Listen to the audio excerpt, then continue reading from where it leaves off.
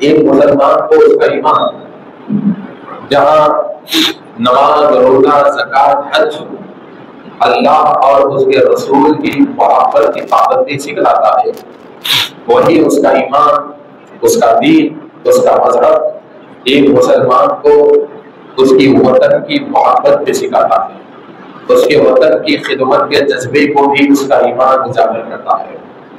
چنانچہ ہم جس وطن میں رہتے ہیں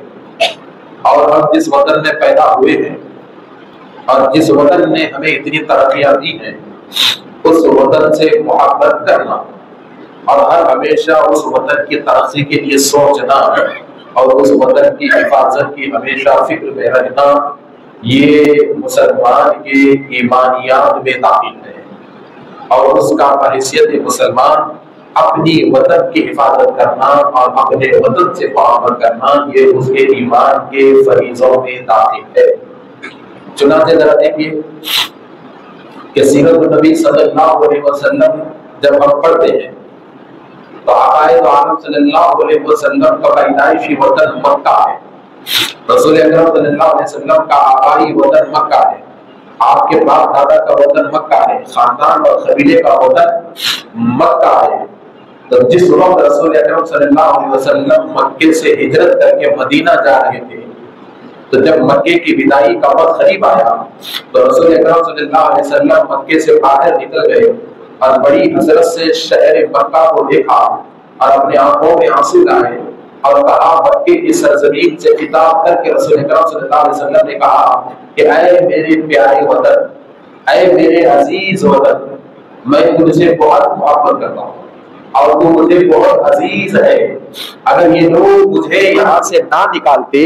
تو میں کبھی اس سرزمین کو نہ چھوڑتا، کبھی میں پیارے وطن کو نہ چھوڑتا۔ تو جب رسول اکرم صلی اللہ علیہ وسلم ہجرت کیے اور ہجرت کرنے کے بعد مدینہ آئے تو مدینہ منورہ آنے کے بعد بھی آپ رسول اکرم صلی اللہ علیہ وسلم کی مدنی زندگی کو دیکھیے کہ مدینہ منورہ میں اسلام اتنا پھیل چکا تھا، رسول اکرم صلی اللہ علیہ وسلم کے عاشقین آپ کے نام پہ جان دینے والے دنیا کے کونے کونے میں اتنے پھیل چکے تھے کہ باوجود اسلام کے مدینے سے اتنا ترقی کرنے کے بھی مگر رسول اکرم صلی اللہ علیہ وسلم کے دل سے مکے کی محبت ختم نہیں ہوئی تھی،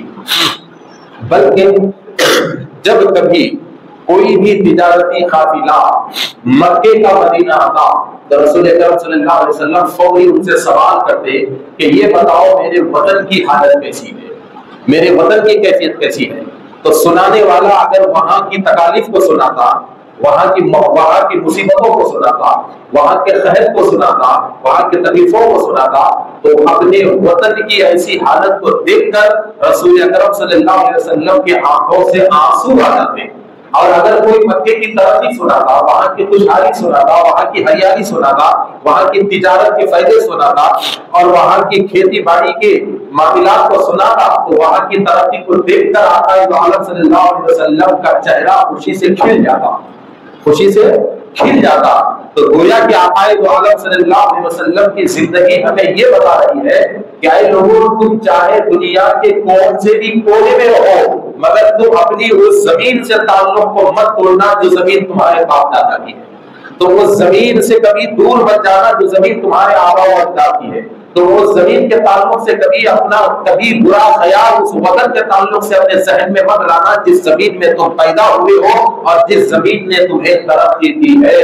تو میرے دوستوں تو بات صاف ظاہر ہو گئی کہ وطن کی محبت پیدائشی طور پہ دلوں میں رہتی ہے، وطن کی محبت فطری طور پہ دلوں میں رہتی ہے، اور وطن کی محبت کوئی سکھاتا نہیں ہے بلکہ اللہ ماں پہ فطرت میں اللہ ڈال دیتا ہے وطن سے محبت کرنا۔ چنانچہ آج 15 اگست آزادی کا دن ہے اور ہندوستان میں کشمیر سے لے کر کنیا کماری تک جشن آزادی منا رہے ہیں،